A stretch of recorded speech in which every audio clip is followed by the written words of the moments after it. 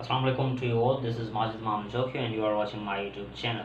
अगर आप social sciences किसी भी फील्ड से ताल्लुक़ रखते हैं या लॉ के स्टूडेंट हैं या पढ़ाई में दिलचस्प रखते हैं, एकेडमिक लाइफ गुजार रहे हैं, तो यकीनन चैनल को ज़रूर सब्सक्राइब करें बिकॉज ये चैनल आपके लिए है।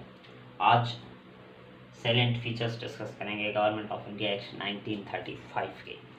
Government of India act 1935 Pakistan studies में बहुत ज़्यादा अहमियत का हामिल है।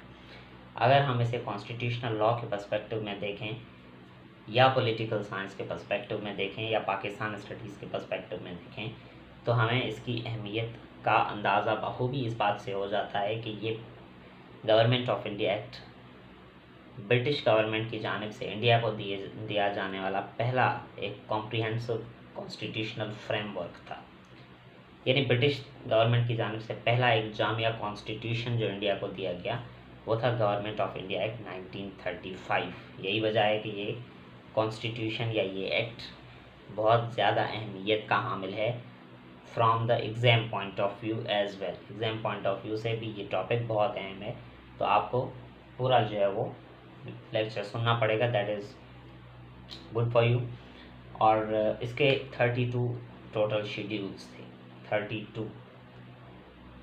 32 सेक्शंस थे, 10 शेड्यूल्स थे इसके, और 2 पार्ट्स में ये डिवाइडेड था। एक पार्ट प्रोविंशियल गवर्नमेंट से डील करता था, दूसरा पार्ट फेडरल गवर्नमेंट से डील करता था, यानी एक प्रोविंशियल से एक फेडरल से। ये एक्ट जो इन्फोर्स हुआ मुकम्मल तौर पर इंडिया में लागू हुआ वो हुआ था 1 अप्रैल 1935 को।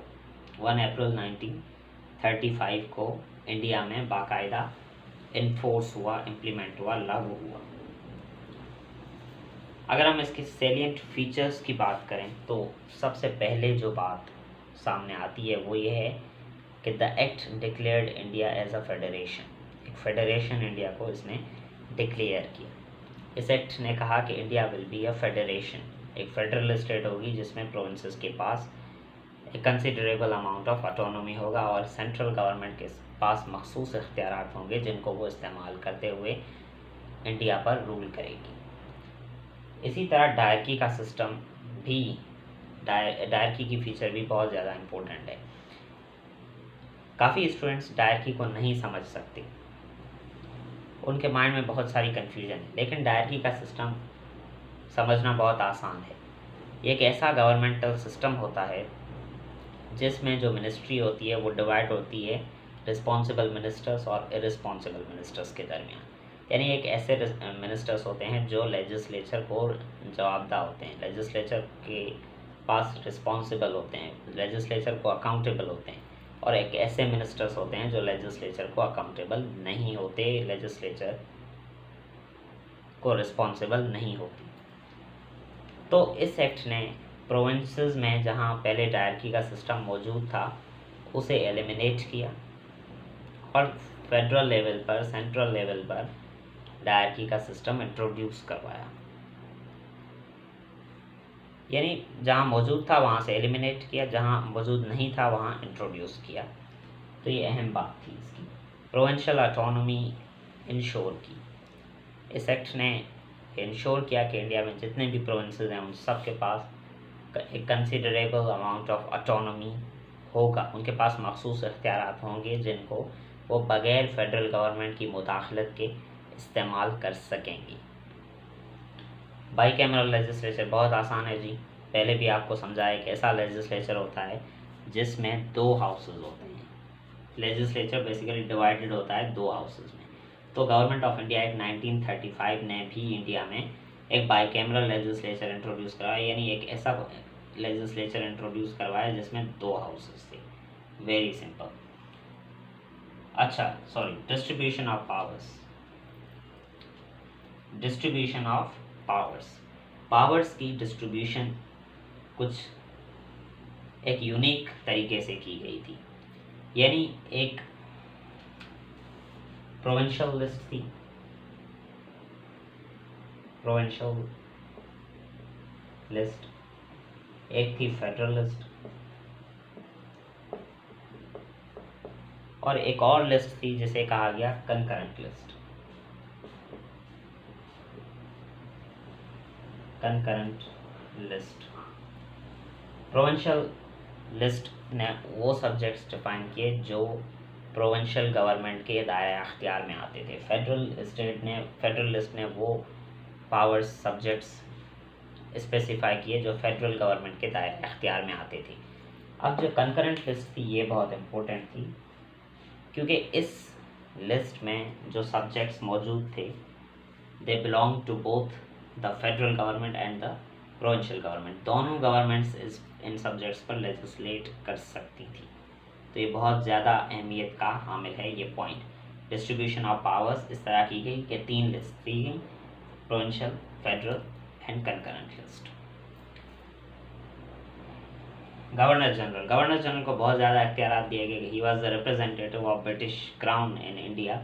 तो इस हवाले से जो है वो उसे बहुत ज़्यादा जो है वो पावर्स दे दिए गए। गवर्नर जनरल को अगर हम डिटेल में स्टडी करेंगे क्या क्या उसे पावर्स दिए गए तो बहुत बड़ी वीडियो हो जाएगी।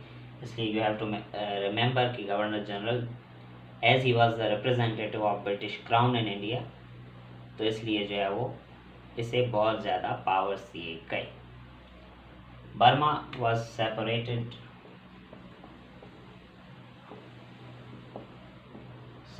From India.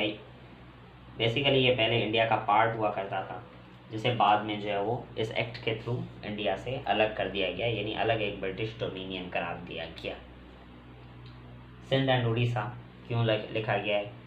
बात ये थी कि Sindh was a part of Bombay presidency का हिस्सा था और उड़ीसा बिहार का हिस्सा था। तो इस एक्ट के थ्रू, इस कॉन्स्टिट्यूशन के थ्रू सिंध को बम्बई से अलग कर दिया गया और उड़ीसा को बिहार से अलग कर दिया गया, यानी फुल फ्लैज प्रोविंसेस का दर्जा दिया गया इन दोनों को। कायदे आज़म ने जब अपने मशहूर ज़माना 14 पॉइंट्स पेश किए थे तो उसमें भी उन्होंने जो है वो सिंध को बम्बई से अलग करने की बात की, जिस पर इस government of India act 1935 act में अमल दरामद हुआ, यानी सिंध को बम्बई से अलग कर दिया गया। न्यू इंस्टीट्यूशंस, बहुत सारे न्यू इंस्टीट्यूशंस इंट्रोड्यूस करवाए गए, जिस तरह फेडरल लेवल पर federal public service commission, provincial level पर प्रोविंशियल पब्लिक सर्विस कमीशंस वगैरह वगैरह। और इसके अलावा सेंट्रल बैंक, इसके अलावा बहुत सारे इंस्टीट्यूशंस थे जो इंडिया में पहले मौजूद नहीं थे।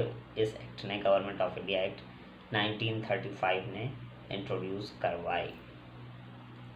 मेथड ऑफ एक्सेशन, इस गवर्नमेंट ऑफ इंडिया एक्ट 1935 ने एक बाकायदा एक मेथड ऑफ एक्सेशन जो है वो इंडियन प्रिंसली स्टेट्स को बताया।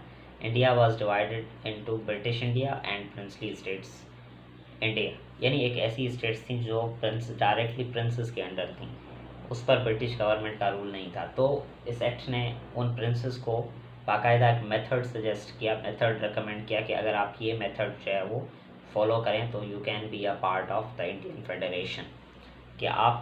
कि you have to sign an instrument of accession, आपको एक इंस्ट्रूमेंट ऑफ एक्सेशन साइन करना पड़ेगा ब्रिटिश गवर्नमेंट के साथ, और इस तरह जो है वो आप फेडरल इंडियन फेडरेशन का हिस्सा बन सकते हैं।